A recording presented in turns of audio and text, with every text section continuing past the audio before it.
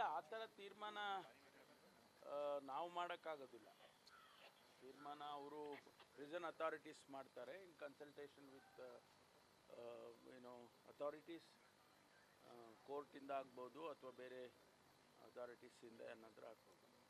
ನಾವು ಸರ್ಕಾರ ತೀರ್ಮಾನ ಮಾಡೋದಿಲ್ಲ. ಅವರಿಗೆ ಸರ್ಟನ್ ನಾರ್ಮ್ಸ್ ಅವರಿಗೆ ಇದೆ. ಅದು ಅಂಡರ್ ಟ್ರಯಲ್ ಇರೋದ್ರಿಂದ ಅವರಿಗೆ ಕೆಲವು ನಾರ್ಮ್ಸ್ ಪ್ರಕಾರನೇ ಹೋಗಬೇಕಾಗುತ್ತೆ. ಅದನ್ನು ತೀರ್ಮಾನ ಮಾಡ್ತಾರೆ. ಈಗ 2-3 ದಿನದಲ್ಲೇ ಮಾಡ್ತಾರೆ.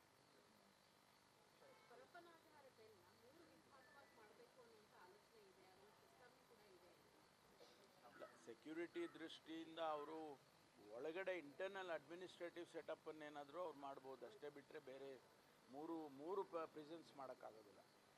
ಒಳಗಡೆ ಇಂಟರ್ನಲ್ಲಿ ಈಗೇನಿದೆ ಹೈ ಸೆಕ್ಯೂರಿಟಿನಲ್ಲಿ ಬ್ಲಾಕ್ 1, ಬ್ಲಾಕ್ 2, ಬ್ಲಾಕ್ 3 ಅಂತ ಇದೆ. ಅದರ ಜೊತೆಗೆ ಬೇರೆ ಬೇರೆ ಬ್ಯಾರಕ್ಸ್ಗಳಿದ್ದಾವೆ.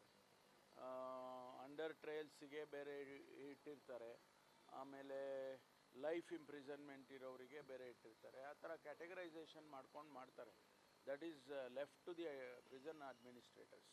ಮಂಡೇ ಹೋಗಿದ್ರಲ್ಲ ಸರ್, ಏನು ವಿಚಾರಿಸಿ ಹೆಂಗೆ ಅಷ್ಟು ಈಸಿಯಾಗಿ ಸಿಗ್ತಾ ಇದೆ ಅಂತ? ಯಾಕಂದರೆ ಅಲ್ಲಿ ದರ್ಶನ್ ಒಂದು ವಿಚಾರ ಆದರೆ ರೌಡಿ ಶೀಟರ್ ಅವನು ಗುಂಡು ಹಾಕಿ ಕಲಿಸಿದ್ರು ದಿಲ್ಸಂಗಡ ನಾಗ ಅಂತ. ಅಲ್ಲಿ ನಮಗೆ ಕಂಡು ಬಂದಿದ್ದು ಸರ್ಟನ್ ಲ್ಯಾಪ್ಸಸ್ಸು. ಅಂದರೆ ಅವರು ಈ ಬ್ಯಾರಕ್ನಿಂದ ಇನ್ನೊಂದು ಬ್ಯಾರಕ್ಕಿಗೆ ಹೋಗೋದಕ್ಕೆ ಅವ್ರನ್ನ ಅಲೋ ಮಾಡಿದ್ದಾರೆ ಅಂತ ಹೇಳಿ ಅಲ್ಲಿ ಗೊತ್ತಾಗಿದೆ. ಮತ್ತು ಅದು CCTVನಲ್ಲೂ ಕೂಡ ಕ್ಯಾಪ್ಚರ್ ಆಗಿದೆ. ಹಾಗಾಗಿ ನಾವು ಅವ್ರ ಮೇಲೆ ಕ್ರಮ ತಗೊಳ್ಳೋಕ್ಕಾಯಿತು. ಇಲ್ಲದೇ ಇದ್ದರೆ ಬೇರೆ ರೀತಿ ನಾವು ಕ್ರಮ ತಗೊಳ್ತಿದ್ದೆವು. ಅಲ್ಲ, ಈಗ ನಾವು ಅವ್ರನ್ನ 9 ಜನರನ್ನು ಸಸ್ಪೆಂಡ್ ಮಾಡಿದ್ದೇವೆ. ರಿಪ್ಲೇಸ್ ಮಾಡ್ತೀವಿ ಅವ್ರನ್ನ. ಚೀಫ್ ಸೂಪರ್ಡೆಂಟನ್ನು ಕೂಡ ಸಸ್ಪೆಂಡ್ ಮಾಡಿದ್ದೇವೆ. ಆಮೇಲೆ ಇನ್ನೊಬ್ಬರು ಸೂಪರ್ಡೆಂಟು ಅವರನ್ನು ಸಸ್ಪೆಂಡ್ ಮಾಡಿದ್ದೇವೆ.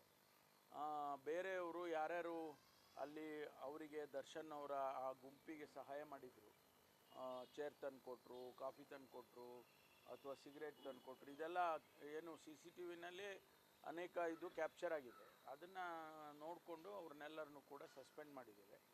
ಮತ್ತು ಮುಂದೆ ಇನ್ನೂ ತನಿಖೆ ಮುಂದುವರಿತಾ ಇದೆ. ಈಗಾಗಲೇ ಇವತ್ತು ಬಹುಶಃ ಒಂದು IPS ಆಫೀಸರ್ಗೆ ಫರ್ದರ್ ಎನ್ಕ್ವೈರಿ ಮಾಡೋದಕ್ಕೆ ನೇಮಕ ಮಾಡ್ತೀವಿ. ಅವರು ಏನೆಲ್ಲ ಫೈಂಡಿಂಗ್ಸ್ ಬರುತ್ತೆ ನೋಡಿಕೊಂಡು ಪರ್ಮನೆಂಟ್ ಸೊಲ್ಯೂಷನ್ಸು ಕೆಲವನ್ನ ಮಾಡಬೇಕಾಗುತ್ತೆ. ಅದನ್ನು ಆ ವರದಿ ಬಂದ ಮೇಲೆ ಮಾಡ್ತೀವಿ.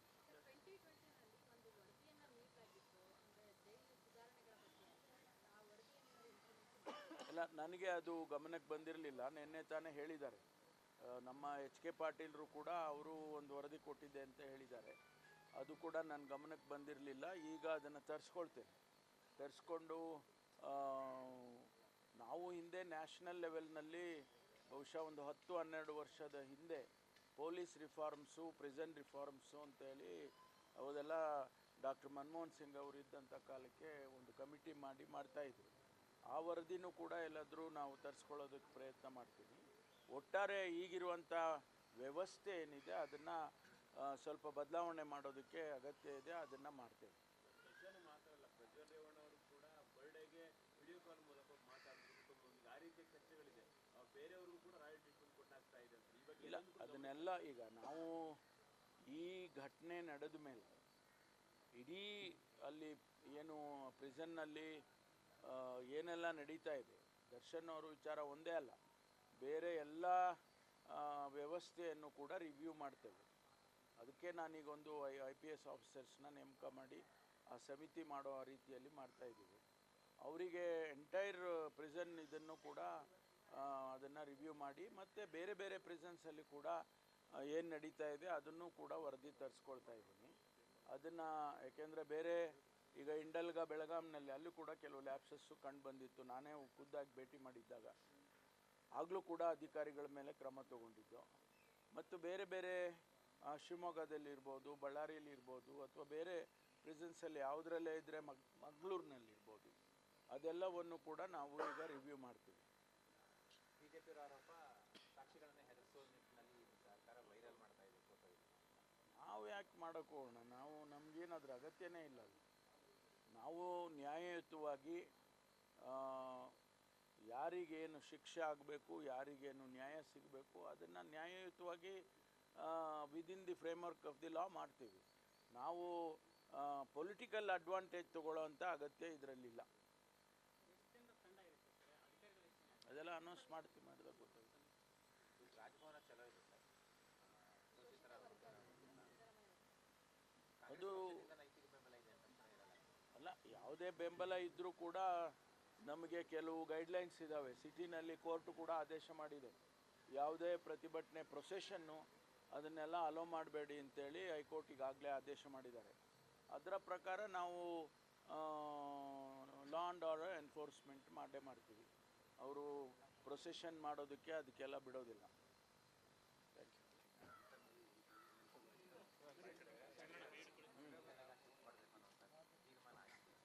ಇಲ್ಲ, ಆ ಥರ ತೀರ್ಮಾನ ನಾವು ಮಾಡೋಕ್ಕಾಗೋದಿಲ್ಲ. ತೀರ್ಮಾನ ಅವರು ಪ್ರಿಸನ್ ಅಥಾರಿಟೀಸ್ ಮಾಡ್ತಾರೆ ಇನ್ ಕನ್ಸಲ್ಟೇಷನ್ ವಿತ್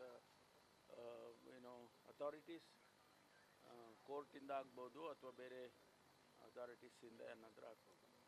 ನಾವು ಸರ್ಕಾರ ತೀರ್ಮಾನ ಮಾಡೋದಿಲ್ಲ. ಅವರಿಗೆ ಸರ್ಟನ್ ನಾರ್ಮ್ಸ್ ಅವರಿಗೆ ಇದೆ. ಅದು ಅಂಡರ್ ಟ್ರಯಲ್ ಇರೋದ್ರಿಂದ ಅವರಿಗೆ ಕೆಲವು ನಾರ್ಮ್ಸ್ ಪ್ರಕಾರನೇ ಹೋಗಬೇಕಾಗುತ್ತೆ. ಅದನ್ನು ತೀರ್ಮಾನ ಮಾಡ್ತಾರೆ. ಈಗ 2-3 ದಿನದಲ್ಲೇ ಮಾಡ್ತಾರೆ.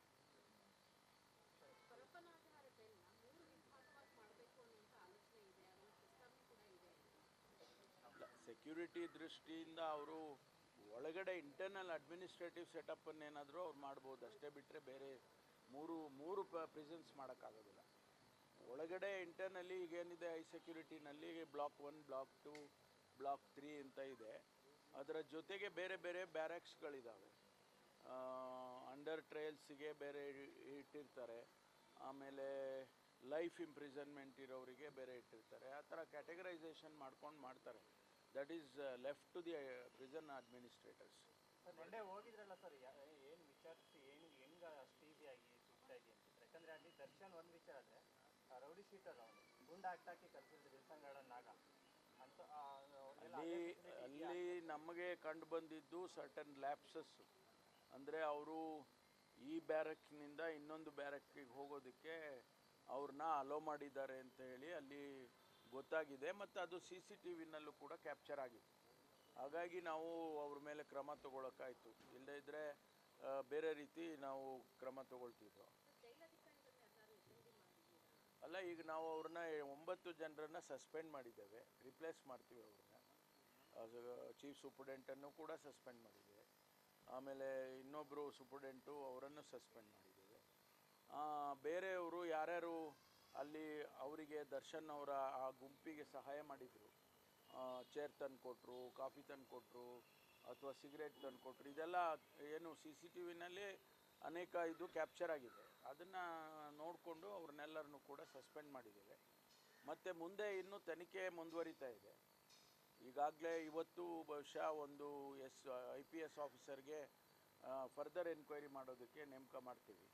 ಅವರು ಏನೆಲ್ಲ ಫೈಂಡಿಂಗ್ಸ್ ಬರುತ್ತೆ ನೋಡಿಕೊಂಡು ಪರ್ಮನೆಂಟ್ ಸೊಲ್ಯೂಷನ್ಸು ಕೆಲವನ್ನ ಮಾಡಬೇಕಾಗುತ್ತೆ. ಅದನ್ನು ಆ ವರದಿ ಬಂದ ಮೇಲೆ ಮಾಡ್ತೀವಿ.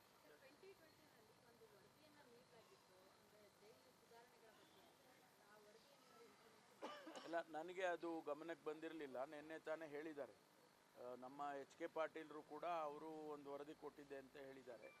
ಅದು ಕೂಡ ನನ್ನ ಗಮನಕ್ಕೆ ಬಂದಿರಲಿಲ್ಲ. ಈಗ ಅದನ್ನು ತರಿಸ್ಕೊಂಡು